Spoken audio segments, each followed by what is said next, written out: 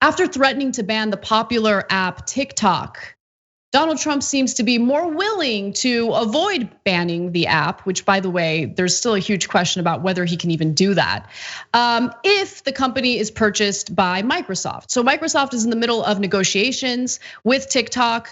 They would like to purchase the app. And if that happens, Donald Trump has also noted that he would like the United States to get a cut of that deal. Let's hear what he had to say. Whether it's Microsoft or somebody else buys it, that'll be interesting. I did say that if you buy it, whatever the price is, that goes to whoever owns it, because I guess it's China, essentially, but more than anything else. I said a very substantial portion of that price is going to have to come into the Treasury of the United States, because we're making it possible for this deal to happen. Right now, they don't have any rights unless we give it to them. So if we're going to give them the rights, then it has to come into this country. It's a little bit like the landlord tenant. Without a lease, the tenant has nothing. So they pay what's called key money, or they pay something. But the United States should be reimbursed or should be paid a substantial amount of money, because without the United States, they don't have anything. Okay, so let's back up for a second. Here you have Donald Trump, who has engaged with China in a poorly thought out trade negotiation, which has backfired. It's hurt farmers, there's no question about it. Then he threatens to ban TikTok. By the way, let's also note that an executive with Huawei was arrested because of Trump's administration as part of this retaliatory effort against China. All right, there was that. And now you have Trump threatening to ban the app. Yes, partly due to geopolitical reasons and his constant conflicts with China, but also I think the fact that TikTok was used successfully to troll Trump in his Tulsa rally is a component of that. He was embarrassed by that.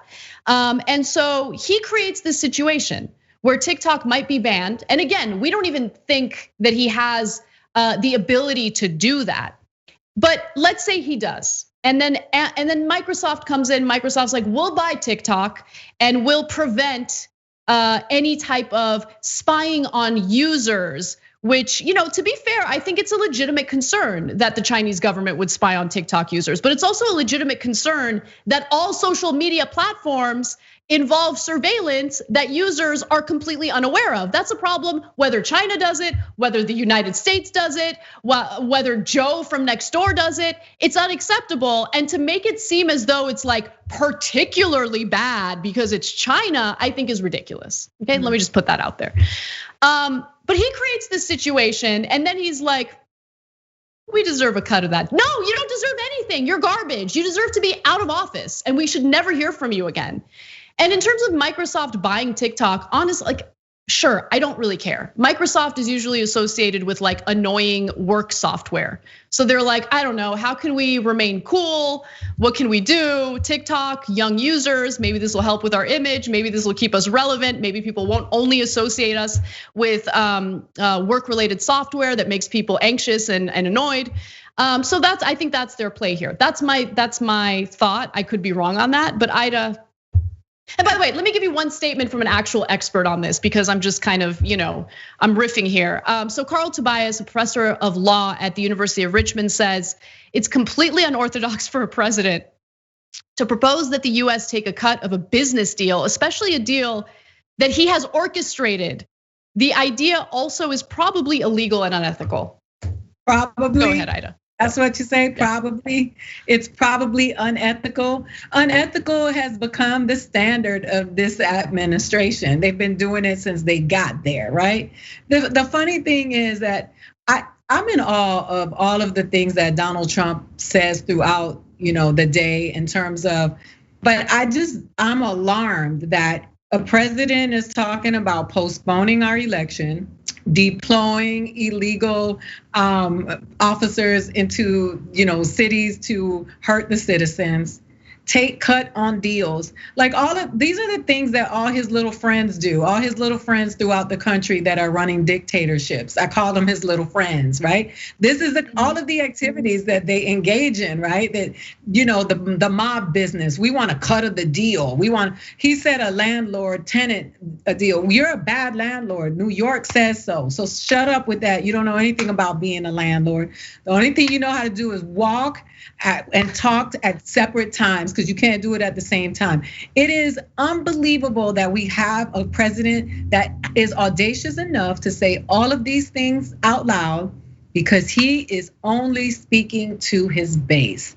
And he insults his base all the time because he knows that they're not smart enough. And the ones that are with him that have an education are corrupt enough to be on board for this. So when he's saying stuff like this, you hear, Dumb Diddy and Dumb Dumb over there saying, oh man, did you hear what he said? He's gonna get a cut from that deal. It's just preposterous at this point. Like, how much more are we supposed to tolerate from him before he has to go? Because all of these people who are crying for their democracy, they don't realize that every day he slides in a whole different little method to try to attack it, and they're not even paying attention to the fact that he's doing that. United States presidents don't get involved in private dealings. They're not supposed to. You have to be an expert to know that, right? And to ask for a cut, that's street business. Come on. Yeah. So I want to give you just a portion of what the Wall Street Journal reported on this. With TikTok, however, the president's requirement for a payment showed a much greater involvement. That follows 2 years of personal attention to the trade battle with China, including deciding how and when to assess tariffs and when to back off and cut a deal. And by the way, I think in some circumstances, the US government absolutely does deserve a cut of profits or some sort of deal that positively impacts the lives of Americans.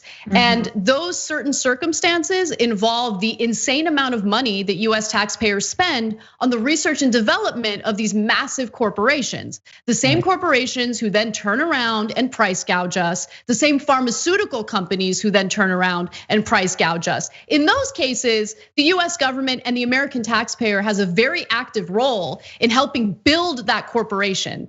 And we deserve something in return for that. But oftentimes we get diddly squat, or even worse, we get screwed over by price gouging. I agree. I'm just thinking about the constant talk of China for the last year from Donald Trump, and all of that has happened, since. It's just all seems by design, and not, you know what I mean? Like it's just been, he's been pouncing on China the whole time, and it's just, and you always know who Donald Trump has beef with, because they are the people that he's constantly talking about. He totally, and it's Obama, China, like his list, his hit list, like what they are. Thanks for watching the Young Turks. Really appreciate it. Another way to show support is through YouTube memberships. You'll get to interact with us more. There's live chat emojis, badges.